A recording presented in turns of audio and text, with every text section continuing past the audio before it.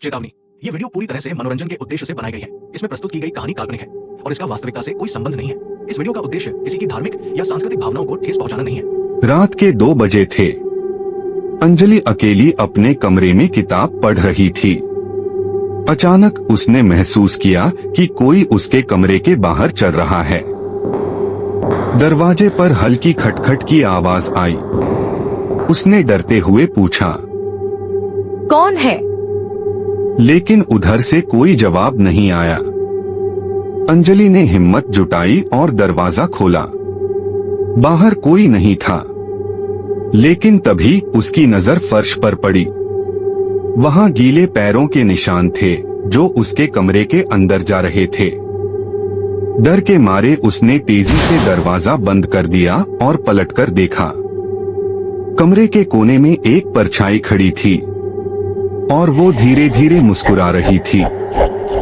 अचानक लाइट बुझ गई और फिर एकदम से सन्नाटा छा गया। अंधेरे में अंजलि का दिल तेजी से धड़क रहा था। उसने अपने फोन की टॉर्च ऑन की। परछाई अब गायब थी। वो दीवार के सहारे कमरे से बाहर भागने लगी। जैसे ही वो दरवाजे के पास पहुंची, दरवाजा जोर से अपने आप बंद हो गया। कमरे में अब एक ठंडी हवा चलने लगी। अचानक वही धीमी खटखट की आवाज फिर सुनाई दी, लेकिन इस बार अंदर से। अंजलि ने डरते हुए पीछे देखा। बेड के नीचे से एक बेजान हाथ धीरे धीरे बाहर निकल रहा था। फिर एक गहरी भयानक आवाज गूंजी, मैंने कहा था ना, दरवाजा मत खोलो। अंजलि की चीख पूरे घर में गूंज उठी, लेकिन बाहर कोई सुनने वाला नहीं था। अंजलि की चीख के बाद सब कुछ अचानक शांत हो गया।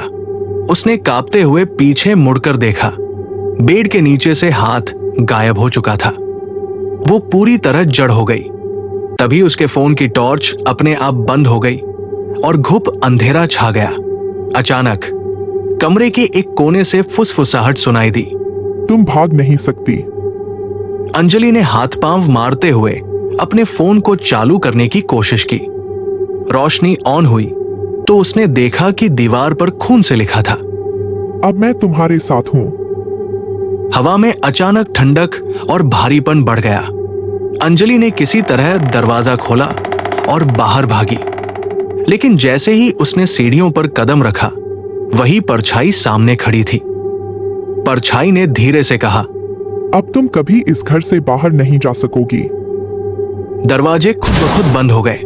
अंजलि ने पूरी ताकत लगाकर चिल्लाया, कौन हो तुम?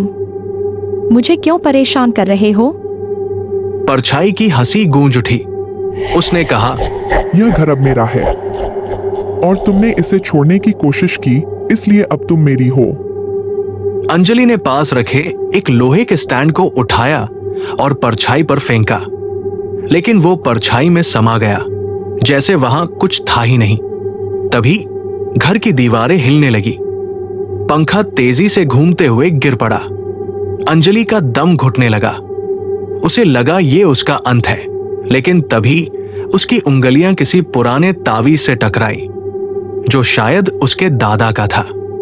उसने उसे उठाकर परछाई की ओर लहराया। परछाई दर्द से चिल्लाई और धीमे धीमे गायब होने लगी।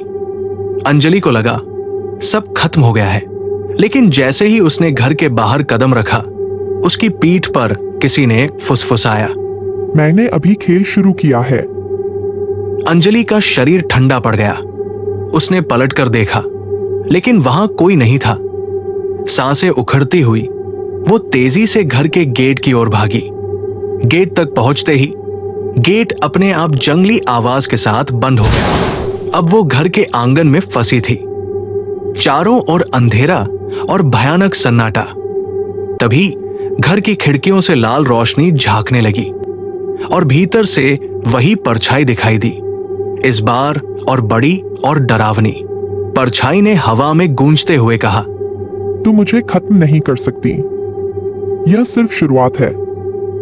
अंजलि ने तावीज को कसकर पकड़ा और जोर से चिल्लाई, तुम जो भी हो, अब मैं तुम्हारे डर से नहीं भागूंगी। अचानक आंगन की जमीन फटने लगी और उसमें से एक जली हुई चेहरा लिए औरत बाहर निकली। वो धीरे धीरे अंजलि की तरफ बढ़ी और बोली, अब तुम भी मेरा हिस्सा बनोगी। अंजलि चीखते हुए पीछे हटी, लेकिन उसके पैर किसी अदृश्य जाल में बंध गए। हर तरफ से वही डरावनी हंसी गूंजने लगी।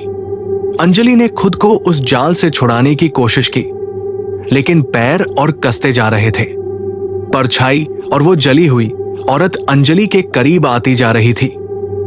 उसकी आंखों के सामने अंधेरा छाने लगा। तभी तावीज से हल्की रोशनी निकलने लगी। अंजलि ने पूरी ताकत से उसे जाल के ऊपर रखा।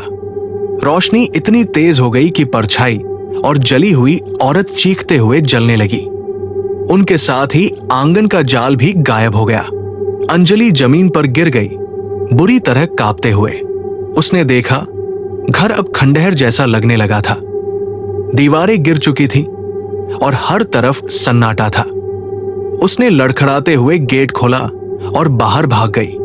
गांव के लोग उसे देखकर हैरान थे। ये कैसे संभव है? जो भी उस घर में गया कभी लौटा नहीं। अंजलि ने बस इतना कहा, वो अब खत्म हो गया है, हमेशा के लिए।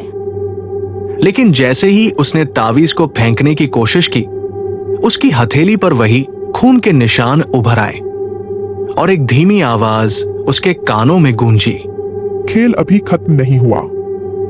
अगर वीडियो अच्छी लगी हो तो वीडियो को लाइक करें और शेयर करें। ऐसी ही और वीडियो देखने के लिए हमारे चैनल भूतिया किस्से को सब्सक्राइब करना ना भूलें। धन्यवाद।